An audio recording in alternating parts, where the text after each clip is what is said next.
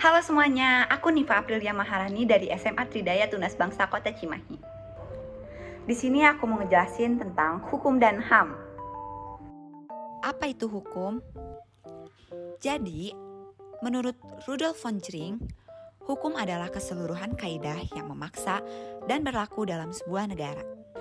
Selanjutnya, menurut Hugo de Groot atau Grotius, hukum adalah peraturan tentang perbuatan moral yang menjamin nilai-nilai keadilan.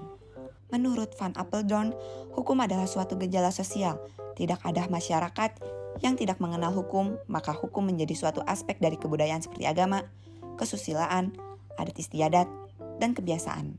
Selanjutnya, jika menurut Immanuel Kant, hukum adalah keseluruhan syarat berkehendak bebas dari orang untuk mendapatkan kesesuaian diri dengan kehendak bebas dari orang lain dengan mengikuti peraturan tentang kemerdekaan. Hukum tertulis merupakan hukum yang diatur resmi dalam dokumen seperti undang-undang, peraturan pemerintahan, dan keputusan pengadilan. Hukum tidak tertulis merupakan hukum yang hidup dalam masyarakat berdasarkan adat, kebiasaan, dan norma sosial yang diakui secara luas. Contoh hukum tertulis yaitu undang-undang, peraturan perundang-undangan, dan kontrak tertulis. Contoh hukum tidak tertulis yaitu adat istiadat dan norma kesopanan. Kepentingan hukum tertulis dan hukum tidak tertulis. Kepentingan hukum tertulis yaitu kepastian hukum, keteraturan, pengadilan, transparansi, penyelesaian sengketa. Kepentingan hukum tidak tertulis yaitu fleksibilitas, budaya dan tradisi, pelengkap hukum tertulis, dan praktik nyata. Fungsi hukum. Yang pertama ada membagi hak dan kewajiban antar perorangan di dalam masyarakat. Yang kedua ada membagi wewenang dan mengatur cara memecahkan masalah hukum. Yang ketiga ada memelihara kepastian hukum. Yang keempat melindungi kepentingan manusia. Yang terakhir menjaga keteraturan dan ketertiban masyarakat. Selanjutnya saya akan menjelaskan tentang pengertian hak asasi manusia. Hak asasi manusia adalah hak-hak fundamental yang melekat pada setiap individu sejak lahir, yang harus dihormati, dilindungi, dan dipenuhi oleh negara dan masyarakat. Pengertian HAM menurut Komnas HAM. HAM mencakup segala bidang kehidupan manusia baik politik, ekonomi, sipil, sosial, dan kebudayaan. Kelimanya tidak dapat dipisahkan satu dengan yang lain. Hak-hak asasi politik dan sipil tidak ada artinya apabila rakyat masih harus bergelut dengan penderitaan dan kemiskinan. Tetapi, di lain pihak, persoalan keamanan kemiskinan dan alasan lainnya tidak dapat digunakan secara sadar untuk melakukan pelanggaran HAM dan kebebasan politik serta sosial masyarakat. Hak asasi manusia tidak mendukung individualisme, melainkan membendungnya dengan melindungi individu, golongan maupun kelompok di tengah-tengah kekerasan kehidupan modern. Hak asasi manusia merupakan tanda solidaritas nyata sebuah bangsa dengan warganya yang lemah.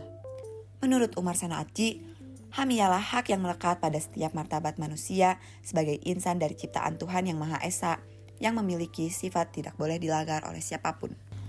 Menurut Undang-Undang Nomor 39 Tahun 1999, HAM adalah seperangkat hak yang melekat pada diri manusia sebagai makhluk ciptaan Tuhan yang Maha Esa, di mana hak tersebut merupakan anugerah yang wajib dilindungi dan dihargai oleh setiap manusia guna melindungi harkat serta martabat setiap manusia.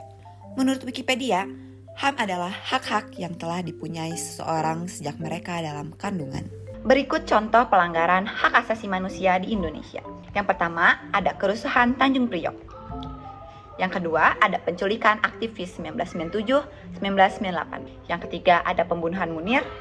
Yang keempat, ada penembakan mahasiswa Universitas Trisakti. Yang kelima, ada tragedi Semanggi 1 dan 2. Prinsip penegakan hukum dan HAM. Yang pertama, ketertiban hukum.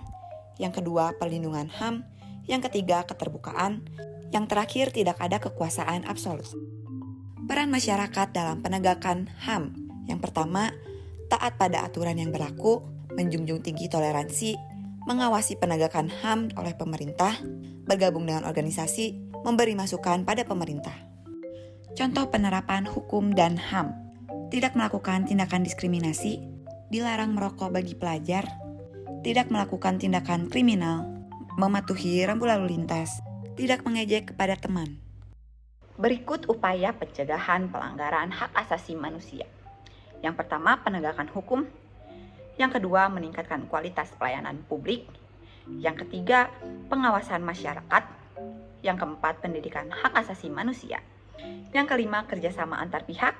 Dan yang terakhir, upaya kuratif. Sekian dari saya Nifa pamit undur diri.